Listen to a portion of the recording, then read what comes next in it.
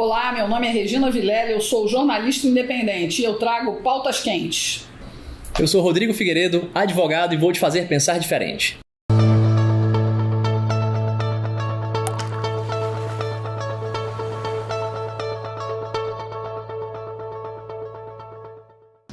Bem-vindos a mais uma edição do Pingo é Letra. Nós hoje estamos num cenário diferente, já dá para perceber, né? É que a gente está na sala do procurador-chefe do Ministério Público Federal Militar aqui no Ceará, Antônio Cerqueira.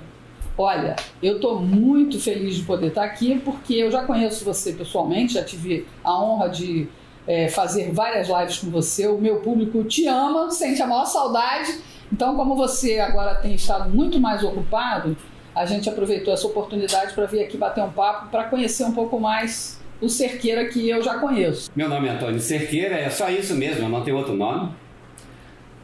Sou procurador-chefe de Justiça Militar para o Estado do Ceará e Piauí. Nas horas vagas, eu sou professor universitário, embora a atividade do magistério para mim é fascinante. É a coisa que eu mais gosto de fazer é dar aula, mas infelizmente no Brasil ser professor ainda é uma utopia e às vezes até uma distopia, né? Pelo menos no momento que nós vivemos. Basicamente é isso, sou carioca, radicado no Ceará. Há quanto tempo? Há 25 anos. Ganhou de mim por alguns anos.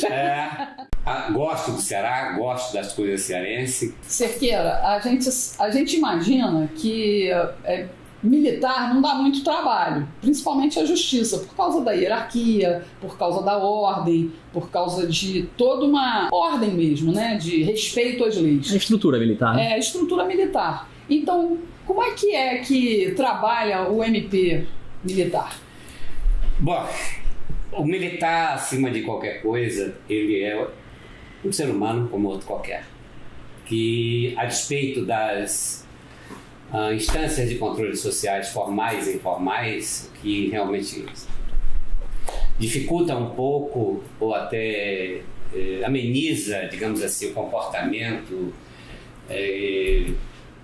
transgressor ou infrator.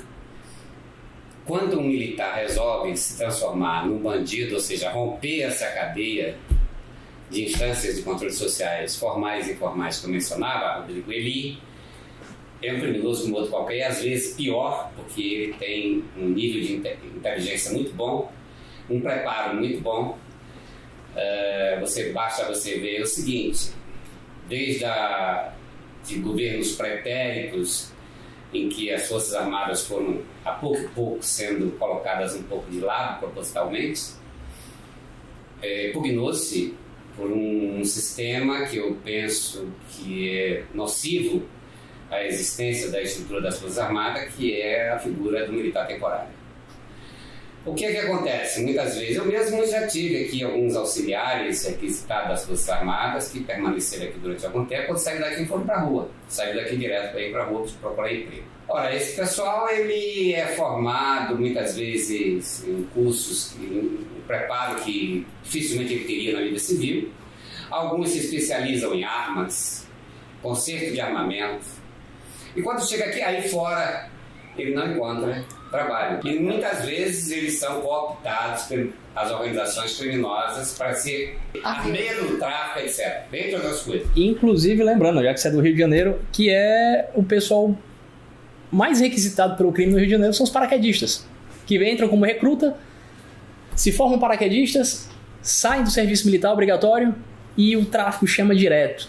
Eu gostaria de dizer que tem uma incidência alta, né, na verdade. Tem uma incidência relativamente alta. A grande maioria, sai das Forças Armadas preparada, com valores ético-morais muito sólidos e em busca realmente de uma vida honrada, decente, etc.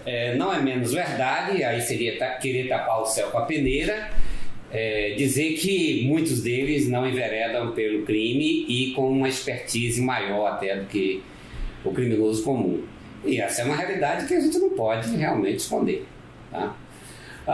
Fora isso, nós temos crimes idênticos, ou talvez o diferencial é que nós, e aí quando eu digo nós, Eu me refiro à Justiça Militar e o Ministério Público Militar atuando de uma forma secularmente diferenciada. Mais firme, mais rígido? E com maior rapidez e efetividade.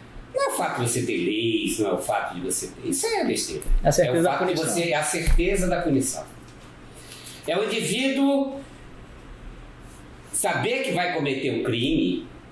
Ele tem essa escolha, o livre-arbítrio, um dom divino, fabuloso, né? O livre-arbítrio, escolha que todo mundo tem, todo mundo tem escolha, todo mundo, qualquer indivíduo tem escolha. Eu defendo isso, não adianta aquele mimimi de que o sujeito nasceu na miséria, nasceu na pobreza e por isso enveredou pelo crime. Mentira. Esse papo furado, na minha opinião, é o maior desrespeito a um catador de lixo, exatamente, a um agricultor. Eu não gosto de falar de mim, porque afinal de contas fica parecendo que eu estou me autopromovendo. Se bem que tem algumas pessoas que têm até vergonha de dizer das suas origens. Eu diria para vocês que eu tenho mesmo de origem paupérrima. Eu cheguei aqui com muito estudo, fui o único da minha família que consegui chegar ao nível... a família, eu me refiro aos parentes colaterais, não é? Irmãos, etc. Que consegui sobressair daquela média de todos e realmente fazer uma universidade e tal. Foi muito difícil chegar, mas é possível. A prova disso sou eu estou aqui. Falo alguns idiomas. Sou procurador regional, já poderia há algum tempo ser também subprocurador-geral, que é o final da carreira, também não tenho interesse nisso. Professor universitário relativamente respeitado. Você, Rodrigo, do aluno?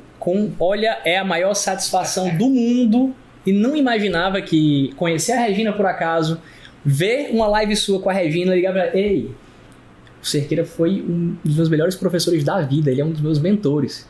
E tá aqui agora com você, me entrevistando, ouvindo uma aula sua por uma outra perspectiva, uma aula de vida dentro da sua profissão. O privilégio é meu, acredite. Agora então vamos pro pau. Vamos! Sabe por quê? Porque você disse que a justiça militar é muito rigorosa.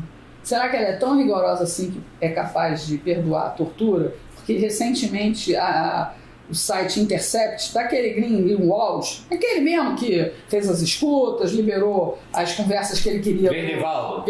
Rapaz esquisito. E esse cara aí, do site dele, disse que você era conivente com isso. Até que ponto isso é mentira ou é verdade? A verdade é a seguinte, não é qualquer... Eu recebo aqui dezenas de notícias dando conta de que o indivíduo foi torturado. O sujeito ficou preso no final de semana porque descumpriu alguma ordem, alguma coisa, e foi impedido de ir para casa. Para ele isso é uma tortura. E é muito comum aparecer mães, etc., aqui, dizendo que o filho foi torturado. Em que consistiu a tortura? Eu tenho que perguntar. Por favor, narre. Eu tomo depoimento de todo mundo. Não tem ninguém que chegue aqui nesta procuradoria com algum tipo de queixa, seja ela qual for, que não tenha direito a prestar seu depoimento, a assinar, etc. Agora, isso por si só já transforma aqueles dados em um crime? É evidente que não, eu não sou irresponsável. Uma assinatura minha, numa denúncia, paralisa a sua vida, não sei se vocês sabem disso. O Código de Processo Penal Militar prevê que um militar, pelo simples fato de estar respondendo a um inquérito policial militar, a vida dele fica paralisada. Ele não é promovido, ele não é removido, ele não pode ir para outro lugar, ele não pode pedir sequer reserva. Às vezes, a vida dele fica completamente estagnada. Então, você tem que ter muito cuidado com isso. E eu tenho esse cuidado. Isso significa que eu sou um coitadista, ou seja, que eu vou agir com coitadismo? Não, eu não vou fazer isso porque é um pobre coitado da vida dele. Eu acho que não. É claro que não. Se houver um mínimo de verossimilhança naquilo que a pessoa está me trazendo, é evidente que eu vou instaurar um procedimento, é evidente que eu vou pedir, se for o caso, até denunciá-lo e sustentar. Se você procurar aqui o índice de processos condenatórios que eu tenho atuado, é enorme. Agora, coitadismo, não. Tanto pode ser um soldado, como pode ser um marinheiro, como pode ser um capitão de mar de guerra, etc. Para mim, tanto faz. É verdade que você também resolve muita coisa de briga de marido e mulher quando o sujeito é militar? Às vezes, porque pode coincidir que a briga seja entre dois militares, o que é muito comum hoje. Marido e mulher. Marido e mulher militar. E aí não é pelo fato de ser briga de marido e mulher. É pelo fato de que é um militar que agrediu uma militar ou vice-versa. Eu ontem recebi aqui um flagrante de uma militar que agrediu o marido. É o contrário. Ela é primeiro sargento e ele é cabo. Abuso de poder em cima. Abuso de autoridade. E ela baixou a porrada no pobre coitado. E ele, com medo de reagir, porque afinal de contas era o primeiro sargento, era superior, apanhou que deu dó. E foi ele que veio aqui prestar notícia-crime contra ela. Isso também acontece. Um fato ocorrido entre dois militares, mesmo marido e mulher, mesmo sendo na residência deles, será considerado crime militar. Inclusive, às vezes, até crime contra superior.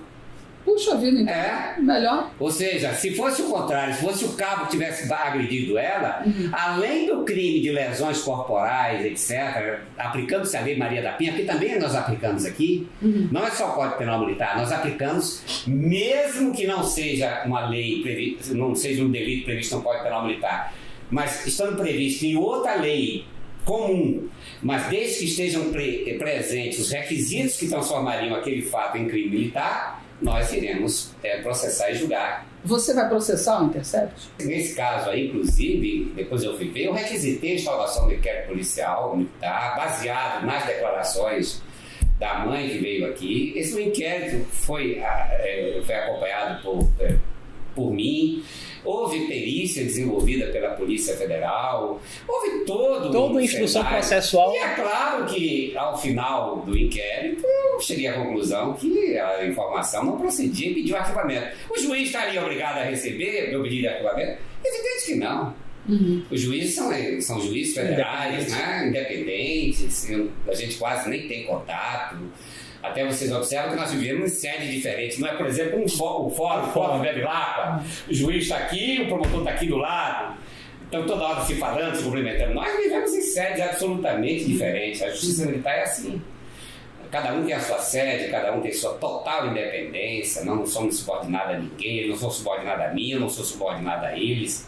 Ele poderia, se ele discordasse, não, eu não concordo com o doutor Sequeira, vou mandar para o procurador-geral apreciar. Lá em Brasília, o procurador-geral tem para assessorar a chamada Câmara de Revisão, que é formada por vários subprocuradores, portanto, no topo da carreira. Eles iriam analisar, se entendessem, baixaria os autos para outro promotor ter outra visão, outro procurador não, só tem um procurador. Sim. Mas no caso não, o juiz entendeu que realmente não havia motivo para Uma das coisas que a gente sempre vê na imprensa é a coisa do trote durante treinamento, ou então a aprovação de alguma coisa. Isso tem ocorrido aqui ou não? Não, eu não considero o trote um ato de violência. Para mim é tortura. Dependendo do caso, é sim crime de tortura. Eu já tive um caso aqui, inclusive, que eu denunciei, inclusive oficial e mais outros militares, eu não me recordo agora, porque submeteram um soldado a uma força excessiva, desnecessária, a título de trote. Ou seja, pegaram uma mochila, o soldado estava num treinamento, a mochila já era pesada, porque ele já carregava muita coisa, e colocaram pedra dentro dessa mochila. E esse soldado vivia no caminho dizendo: eu estou passando mal, estou sem conseguir respirar, etc. E foram botando mais pedra. Em determinado momento o soldado caiu, passou mal, teve uma parada cardíaca e morreu. Então, isso aí não é trote, não tem como. Tem outros casos de afogamentos ou tentativa de afogamento. Essa conversa comigo não cola, porque não está previsto em lugar nenhum esse tipo de treinamento, absolutamente em lugar nenhum, nem em academia, nem em escola, nem nada. Evidente que tem alguns treinamentos que requerem uma nível de intensidade maior, afinal de contas, você não podendo perder de vista que o militar está sendo preparado para a guerra. Já pensou você chegar na guerra? Não, peraí, eu vou descansar um pouquinho, depois eu vou avançar. Isso não dá para fazer. Sargento, eu vou tomar meu café. Eu vou tomar um cafezinho, depois eu vou para a batalha. Segura as balas aí por enquanto. Segura aí. Bem que na Primeira Guerra Mundial houve uma interrupção durante a noite de Natal. Sim, eu entendo, esse foi um fato magnífico. Aquilo só demonstra a bravura de quem estava ali. Na verdade, aquilo é uma prova de coragem, de honra, de respeito a uma data que para todos que estavam envolvidos, e até quem não estava envolvido, porque tinham muçulmanos, tinha gente de várias outras religiões, mas respeitaram aquela data. Isso aí é outra coisa. Né? O que eu estou me referindo é o seguinte, às vezes um treinamento, um acampamento, tem que fazer um treinamento rigoroso, uma marcha necessária que seria exigido daquela tropa em determinada situação de combate. E algum indivíduo passa mal, de um mal que ele já possuía ou que ele não possuía, mas nunca informou a ninguém. Cerqueira, para o nosso público é falar para buscar o que seria a tropa de elite dos fuzileiros navais do Brasil. É um treinamento altamente intenso. Altamente intenso. Por isso que é feita uma seleção especial, você não é escolhido, você se submete a um teste, você a todo momento pode desistir de prosseguir, já sabendo, você não entra enganado, já sabendo que o treinamento que você vai passar por ali é muito intenso, é quase sobre-humano. Eu conheço isso muito bem. Você quer perguntar mais alguma coisa? Não, eu só comentar aqui em relação ao Verdivaldo. De verde ele não tem nada. Quando ele não é cinza, ele está muito mais perto do marrom. Ali também eu penso, e aí é uma opinião minha, o objetivo dele era atingir a mim. Eu só não sei até hoje porquê, até suspeito porquê, mas é um objetivo, porque escreveram meia página sobre as Forças Armadas, e via de regra falando mal, etc., e 2 páginas e meia sobre mim. Ou seja, eles estão me dando mais importância do que eu mereço. A razão eu não sei explicar. Você tem uma grande importância e a gente vai ver exatamente por esse assunto que a gente vai tocar agora. Existe a ocorrência recente de uma operação grande aqui no estado do Ceará, né? E que a imprensa não divulgou. Nós não vivemos daquelas notícias bombásticas, né? Como acontece com outros órgãos. Tal. Foi deflagrada a operação, até o nome bonito, né? A nossa Operação Pipa é uma operação permanente. Aliás, tem até um documento aqui de um determinado senador que cobrando por que é que no ano de 2021, aqui Senado Federal, requerimento, quem foi que requeriu? Nada menos do que o senador Jacques Wagner, PT da Bahia, interpelando informações ao presidente. Por que no ano de 2020, por exemplo, houve uma redução de cerca de 150 e poucos milhões de reais na Operação Pipa? É que o presidente da República, provavelmente, com sua inteligência, percebeu que essa Operação Pipa é uma enrascada. O que é efetivamente a Operação Pipa? A Operação Pipa foi criada em 1998, que é uma passagem uma transferência de recursos de um ministério para o Exército Brasileiro gerir a tal de Operação Pipa, porque antes de 1998 esses recursos eram distribuídos para os prefeitos e acontecia o que aconteceu agora com a Covid. A pipa, no caso, é para compra de água. Compra de água, distribuição para aquele pessoal do interior, da área do semiárido, tá? Que às vezes a fonte mais próxima fica 15, 20, 30 quilômetros. E só que essas pessoas terminavam morrendo de sede porque o dinheiro ia para as prefeituras e claro, viravam pó. Viravam água, mas no bolso dos gestores. Em 1998, resolveu-se então repassar isso para o Exército. É mais ou menos, não pense que foi uma atitude boazinha, não. As Forças Armadas, e em particular o Exército, hoje, até muriçoca está me matando já. Tá? E isso é uma forma de desprestigiar as Forças Armadas pelos governos, desde o governo Fernando Henrique Cardoso. É uma forma de desprestigiar as Forças Armadas. Tipo assim, eles não têm o que fazer. Nós não precisamos dele. Então vamos arranjar a faxina para eles. As mais humilhantes possíveis. Vamos pintar. Pintar a rua. Agora, por exemplo, está distribuindo a vacina, mas por que está distribuindo vacina? Porque a vacina não está chegando. Porque a vacina não está chegando. O governo federal está entregando a vacina, mas os governos estaduais, com os prefeitos, estão escondendo. Estão fazendo o quê? Então, hoje o Exército está mais uma vez, a Força Armada como um todo, está mais uma vez, o Ministério da Defesa, encarregado de fazer a entrega de vacinas. Mas isso tem que ser uma atitude isolada e temporária. Porque se permanecer Se essa doença ficar por muito tempo... Até 2026. Se ela vai ficar por muito tempo. Ontem no Rio de Janeiro, não sei se vocês têm acompanhado a imprensa local e até no país, já começou a haver roubo de vacinas. 50 doses. Já está começando a haver roubo de vacinas para ser vendida. Senhores, se o Exército continuar nessa operação por muito tempo, e eu volto lá no início, quando eu falava do pessoal temporário, o soldado, um sargento temporário, etc., e até oficiais, podem descobrir nisso uma fonte de renda também. E daqui a pouco, o tráfico de vacina, não vai haver só tráfico de droga, vai começar a haver tráfico de vacina. Agora vamos voltar o foco para a Operação Pipa. Aí eu volto à Operação Pipa, a mesma coisa. Começou em 1998, que deveria ser uma operação emergencial. A Operação Pipa deveria ser 98, só terminaria em 99. Em 99 resolveu se prorrogar. E ela vem há 23 anos. Hoje a Operação Pipa tornou-se um negócio também para o Exército. Ou para uma parcela do Exército. É um outro orçamento. Os senhores já fazem ideia de quanto foi gasto no ano passado com a Operação Pipa?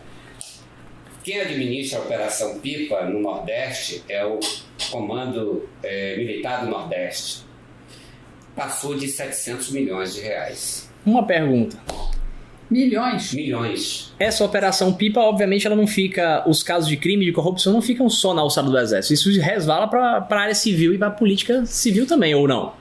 Olha, essa está sendo a nossa grande dificuldade. Aqui eu vou parar. E aí é uma notícia para vocês bem interessante. Diante da nossa... Porque nós temos um grande calcanhar de Aquiles. Qual é? A Polícia Judiciária Militar. Os crimes militares, eles são apurados pelos próprios militares. É o corporativismo. Eu não diria corporativismo, eu diria inexistência de conhecimento investigativo. Tem inquérito que muitas vezes vem e volta 10 vezes por absoluta incapacidade ou por falta de capacidade, expertise técnica do investigador e por medo. E aí é onde entra outra coisa. Porque se você vai no Código de Processo Penal, vou dar um exemplo, se você vai para a lei de drogas, só para dar outro exemplo de que acontece, a lei de drogas diz que para você prender alguém em flagrante delito, por porte, e aqui eu lembro a vocês, aproveitando só para lembrar, nas Forças Armadas, tanto é crime a posse para uso, como o tráfico de drogas. Aqui também é crime. O crime, a pena vai de 1 a 5 anos de reclusão por uso de substância entorpecente dentro do quartel ou possuir consigo droga para uso ou não, não importa. Às vezes o indivíduo traz a droga para dentro do quartel porque depois ele vai sair e vai para uma balada. E lá ele vai usar. Que se for pego dentro do quartel, ele vai responder por posse de droga. E a pena é de 1 a 5 anos de reclusão. Mas aí vem um problema, uma questão, só para você entender. O Código de Processo Penal diz, aliás, a lei de droga diz, lei 11.343, que pode perfeitamente ser aplicada aqui, diz que para a prisão em flagrante, basta que um profissional com expertise na área farmacológica, ou biológica, ou biologia, alguém que possa ter algum conhecimento sobre a questão toxicológica, basta um termo dele, basta um laudo para a prisão em flagrante, que pode ser emitida por um farmacêutico. O Exército está cheio de farmacêuticos. Mas não, eles preferem fazer o quê? Enviar a droga lá para o Instituto de Criminalística, que já está abarrotado de problemas, para emitir um laudo. Você observa aí. Ora, o Código de Processo Penal prevê que um laudo pericial pode ser emitido por 2 profissionais, 2 médicos, por exemplo. Então, às vezes, o sujeito sofre uma lesão corporal e, de repente, vai lá para o Instituto de Criminalística. Alguém manda ele fazer o exame lá. E quando poderia ir no hospital militar e os médicos habilitados dizer exatamente em que consiste aquela lesão, etc., como foi causada, por objeto pérfuro contundente, ou por objeto contundente, ou perfurante apenas. Não, eles mandam para lá. E por que isso? Exatamente pela falta de expertise, a falta de argúcia investigativa. Eles não foram preparados para isso. Medo também? Medo. De represália? Também. Medo. Não também. seria necessariamente represália. É de, eventualmente, ser considerado desidioso na sua atividade e não ter tomado as medidas necessárias. Isso nos leva à seguinte conclusão: nós precisamos urgentemente de uma polícia judiciária militar absolutamente independente das demais carreiras. Olha, você tem vários exemplos. Estados Unidos, por exemplo, cada força tem a sua polícia judiciária militar, cuja carreira é totalmente separada hierarquicamente das demais carreiras. A carreira dele é só aquela de policial. Ele já entra para exercer atividade de policial militar. Dentro do Exército. Dentro do Exército. Não sem subordinação. Você pode ser general, pode ser o que for. Para ele não significa nada. Ele tem independência funcional plena. Totalmente. Então, o Brasil precisa de ter algo assim. Então, voltemos aí à questão da Operação Pipa, que é o que nos interessa. Nós permanecemos constantemente em operação. E aí eu disse para você que tinha uns dados para fornecer. Diante desse enorme vazio que nós temos, dessa enorme dificuldade, eu trabalho muito. Meus colegas trabalham muito. E fazemos quase que o trabalho do Ministério Público, o trabalho investigativo. Você percebe, na maioria das vezes, é claro que tem também alguns casos que se quer escamotear. Não vou passar aqui. Tem. E como é que o cara começa a fazer isso? Hoje, pelo sistema, toda a nossa justiça, todo o trabalho nosso é online. Hoje diminuiu bastante, mas eu já peguei processos aqui que chegou a 26 volumes. Coisa de 15 mil folhas. Se você for comparar aquelas páginas todas ali, quase metade é de documentos repetidos. Aí sobra 50%. Os outros 50% é de documentos absolutamente desnecessários. Quando você realmente fizer, se você tiver tempo para ler tudo, você vai ver que pode reduzir a um único volume. Qual é a ideia? Qual é a ideia daquilo? É exatamente gerar confusão, disfarçar, esconder, etc. Eu tive muitos casos. Postergar também. E postergar, mas a ideia é essa. Postergar, esconder, disfarçar, etc. Por quê? Visando o quê? Deixar alguém impune. Quando, na verdade, muitas vezes, eu tive casos de inquérito, que o presidente do inquérito é exatamente um dos responsáveis pelo crime. Mas ele está investigando o cidadão lá na ponta, que é um sargento, um suboficial, etc., um subtenente. E quando você vai ver o encarregado do inquérito, que muitas vezes é um major, um tenente-coronel, é o autor do crime. Eu tenho aqui uma denúncia, inclusive, que foi denunciado, não foi nem por mim, foi por um colega, em que foi denunciado vários militares, incluindo um tenente-coronel do Exército. Tem civil aí? Tem civil também. Eu tenho uma sentença aqui envolvendo uma organização criminosa, se vocês depois quiserem dar uma olhada. As envolvidas foram 2 mulheres, a chefe da organização criminosa, foram condenadas a mais de 10 anos de reclusão. Mas não foi só ela, foram várias pessoas. Mas a chefia da organização criminosa eram as 2. Só que tem muitos outros processos com elas. Entendi. E ainda não chegamos aos líderes, que não é possível elas terem cometido esse crime sem a conivência de militares de patente elevada dentro das Forças Armadas. Quando o senhor diz patente elevada, elevada quanto? Acima de capitão. Acima de capitão. Ou melhor, acima de major. Como isso é distribuição de água, isso depende de alguma articulação das lideranças locais também, alguma... isso não é feito no caminhão do Exército, é? Ou são feitas licitações? Não. São feitas licitações e é complicado. Aí é quando eu digo para vocês que essa operação tem que acabar. Ela tem que ser substituída. O presidente está trabalhando para isso. Tem que acabar urgentemente, antes que uma parcela substancial do Exército apodreça junto. É muito dinheiro. Quando a Operação Pipa começou com caminhões do Exército. Foram trazidos caminhões de várias partes do país para socorrer o Nordeste. Depois evoluíram. Levou 2 anos com caminhões do Exército. Depois evoluíram para locação. E a verba então foi aumentada. E foi aumentando. Nós chegamos aqui a ter época de gasto, quase chegou a 2 bilhões de reais. Para distribuir água. E não era mineral. Só que a administração disso é toda do Exército. Tem um detalhe. Mais adiante, conseguiu-se governos fácil, de distribuição fácil de dinheiro, e não pense que não tem muita gente do Exército, digamos assim, no mínimo, de uma cor suspeita de verde melanciado, né? Vamos botar assim. Uhum. Tem um bocado de gente assim misturada, sabe? Que gosta de melancia. Que gosta de melancia, tá? E que conseguiu algumas benesses, e uma delas foi, pasme, uma taxa de administração. E o Exército, então, passou a ter 6% do valor para administrar para a sua locomoção. E aí entra aspectos bem interessantes. Locação de veículos, os mais variados possíveis. Você chega às vezes em alguns comandos, você vai encontrar lá uma Hilux blindada, tipo aquela top de linha. Para entregar água. Não, para fiscalizar. Sabe quando aquele carro vai no sertão fiscalizar? Nunca. E esses caras estão presos? Já foram condenados? Não, querida. Não é fácil assim, tão fácil como você pensa aí. Eu chego aí ao ponto que eu agora já tentei e não consegui, porque vocês me interrompem. Eu tentei, com base na minha dificuldade de não possuir uma polícia judiciária especializada. A questão da Operação Pipa requer uma enorme capilaridade, porque ela entrega em todo o sertão onde eu não tenho ONs do Exército, onde eu não tenho pessoas capacitadas, onde eu tenho pessoas envolvidas no processo.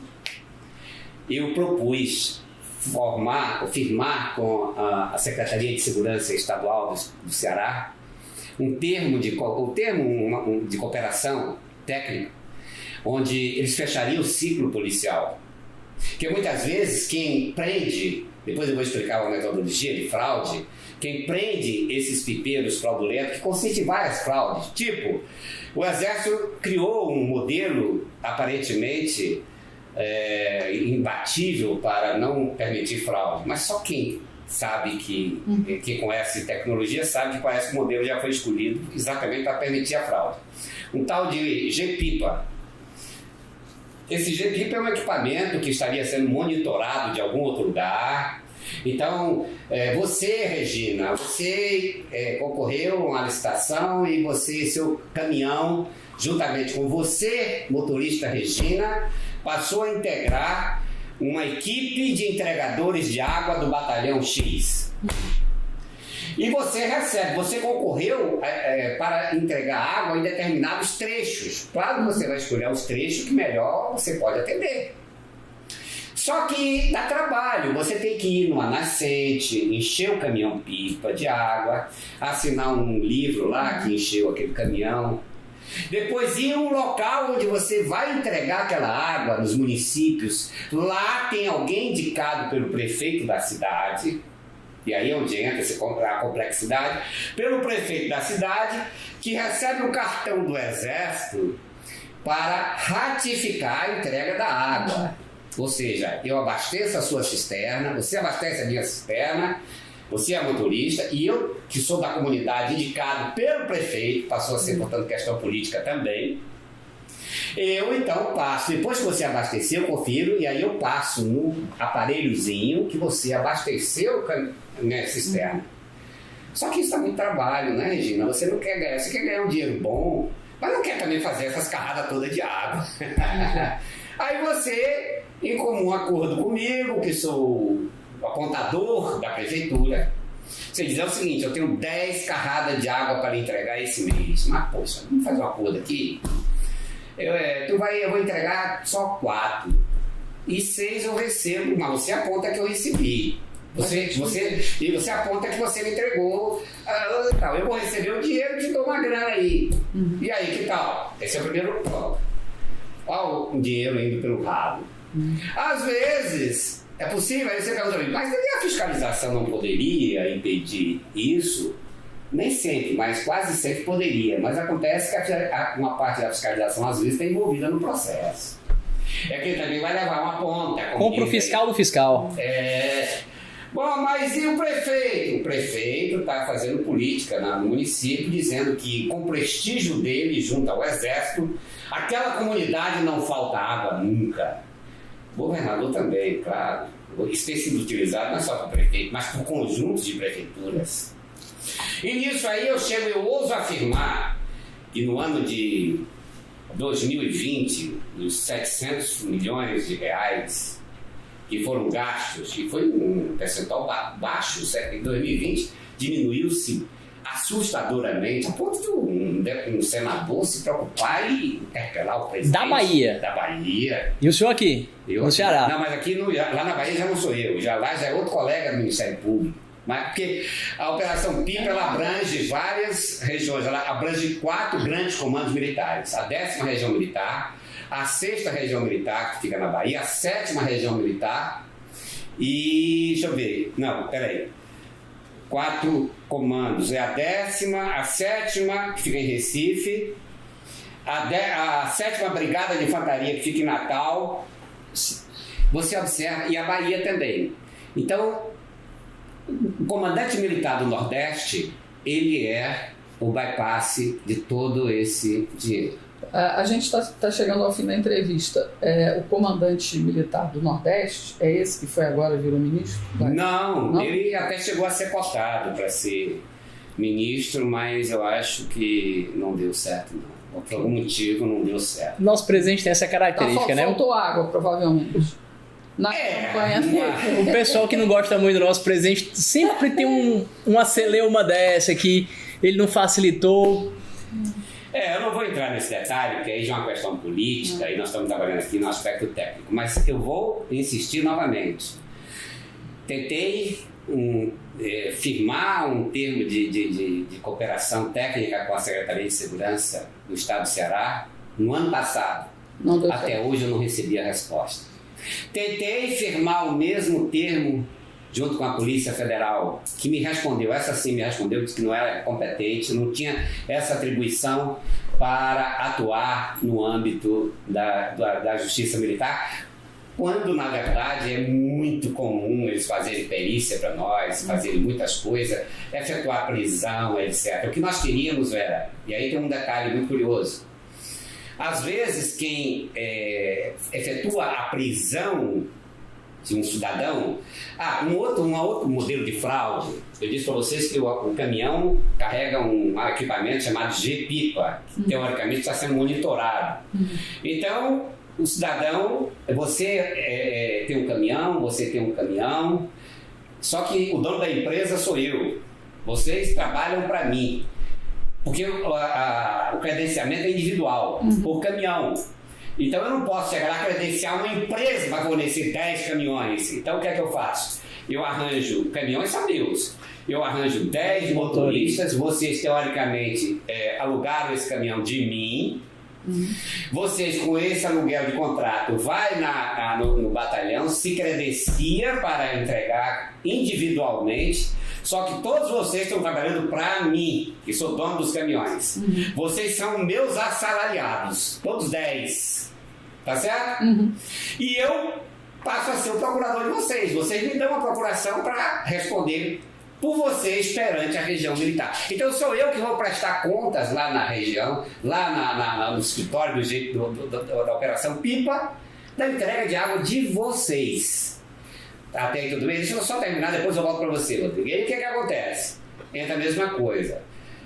Você recebeu um roteiro para fazer 10 entregas no mês, esse daqui recebeu um roteiro para fazer 10 entregas, os outros todos eles 10 entregas. Mas dá muito trabalho fazer 10 entregas. Eu quero ganhar o dinheiro, mas quero ganhar fácil. Eu tenho 10 caminhões, passa o cartão aí sem.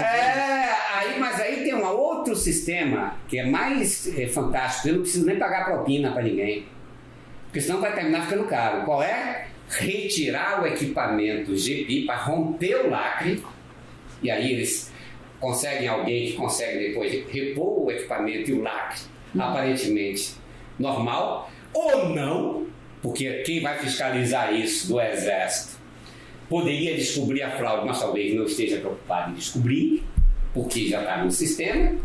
E aí o lacre pega os 10 caminhões, pega dois, por exemplo, se vocês dois vão fazer a mesma rota, mas vão fazer entregas em locais diferentes, porque às vezes é uma vila distante, aí vocês dois fazem a mesma rota. Eu pego os 2 G-Pipa do caminhão de vocês, coloco na minha moto, já em conluio com o apontador, e aí a moto vai levando os 2 G-Pipa, é como se tivesse 2 caminhões se movimentando. Chega lá o computador, passa o equipamento, passa o cartão, você volta e faz isso. Fica indo e voltando. E depois faz umas 3 ou 4 entregas para dizer que não entregou nada. É um crime cruel. É um crime cruel, porque as pessoas são miseráveis, são pessoas que morrem de sede, são pessoas que às vezes não têm água nem para beber, nem para tomar um banho. Água é para plantar e para produzir comida, mais do que Por isso eu digo para vocês que é um dos crimes mais repugnantes. E a nossa justiça nesse diapasão tem sido extremamente severa com esse tipo de coisa. Então alguém vai pensar, não, mas isso é só um estelionato, isso é uma besteira. O cara que não matou ninguém. Nós temos um processo aqui que já houve morte, sim. Essas duas que foram condenadas daqui a 10 anos, tem um dos processos que elas ainda estão respondendo, que até o irmão delas foi morto. Cerqueira, enfim, a gente precisa terminar. Ok, mas uma perguntinha muito importante. O senhor sentiu alguma diferença no cenário quando o canal da integração correu água para cá? Sim, claro. E isso aí está claro, inclusive, na diminuição do orçamento para a Operação Pipa deste ano, prevista para esse ano 2021. Deixou o pessoal com raiva, então. Há muita. Há pessoas que a gente ainda... Mas não vamos chegar nessas pessoas. Não só o canal da integração. Não, o Tarcísio tem muita chuva. Olha, de mais de R$1 bilhão até quase 2 bilhões em algum período atrás, hoje, e para esse ano de 2021, o orçamento não chega a 500 milhões. Ótimo. E ainda está muito. Nós estamos em abril e foram gastos até agora R$90 milhões. É muito ainda? É muito. Eu acho que nós temos que terminar. Ou então repassar essa coisa para alguém. Nas Forças Armadas não pode permanecer. Ou ela vai terminar contaminando. Na verdade já contaminou muito. Vocês não fazem ideia, mas eu tenho aqui o número de processos só de Operação Pipa, se vocês quiserem depois dar uma olhada. Tá aí, só de Operação Pipa, processos. Não é nem inquérito, processos. Instaurado aguardando julgamento. E julgados. Julgados já. Julgados, muitos deles, e ainda uma porrada de julgamento. Aqui eu quase trabalho o tempo todo envolvendo a Operação Pipa. Bom. E aí tem uma boa notícia no final. Termina da boa notícia? Claro. O que eu não consegui com a Polícia Estadual, com a Secretaria de Segurança Estadual, nem com a Polícia Federal, que estranhamente se negou a cooperar conosco, já que se trata de dinheiro público correndo em rios de dinheiro público, e não há impedimento nenhum, pelo contrário, e nós queríamos era que fechar um ciclo de polícia total. Se eles prenderam, ele passa a se reportar diretamente ao Ministério Público Militar e à Justiça Militar para dar celeridade. Porque o que acontece é que quando eles tomam conhecimento que efetuam uma prisão, eles mandam para o Ministério Público Federal. O Ministério Público Federal leva lá 2 anos com ele, depois manda para o juiz que leva mais 2 anos. Quando chega aqui para nós, já se passaram 3, 4, 5 anos. Eu devo lembrar vocês o seguinte: após a denúncia, um processo na Justiça Militar, simples, não chega a 6 meses. Se for extremamente complexo, pode levar até 1 ano. Aí você vai dizer assim, puxa vida, Cerqueira, mas a Justiça Militar não tem tantos processos assim. O dia que ela começa a ter muitos processos, está na hora de fechar também. Porque ela tornou-se uma justiça igual dos outros. Nós trabalhamos muito e o cesto está sempre esvaziando e enchendo de novo. É simples assim. Mas a notícia boa, eu consegui, através da Polícia Rodoviária Federal, que finalmente vamos ter um termo de cooperação. Ótimo. E ela vai nos ajudar muito, porque eles têm capilaridade, estão nas estradas, estão fiscalizando, e nós vamos fechar um ciclo total com eles. Ou seja, as prisões que eles efetuarem, as investigações que eles efetuarem, vai ser diretamente com a Justiça Militar e não mais passando por Ministério Público Federal, Justiça Federal, Justiça Estadual, etc. Será bate-rebate direto. E isso é uma boa notícia que nós deveríamos estar assinando a qualquer momento. Só agradeço e parabenizo o trabalho do Ministério Público Militar Federal aqui no Ceará e no Piauí, não é isso? Cerqueira, muito obrigada por conversar com a gente, explicar tudo isso. Eu espero que o público tenha gostado, tenha gostado de rever aí o nosso querido Antônio Cerqueira, e a gente volta na semana que vem com mais um Pingo é Letra. Muito obrigada pela sua audiência.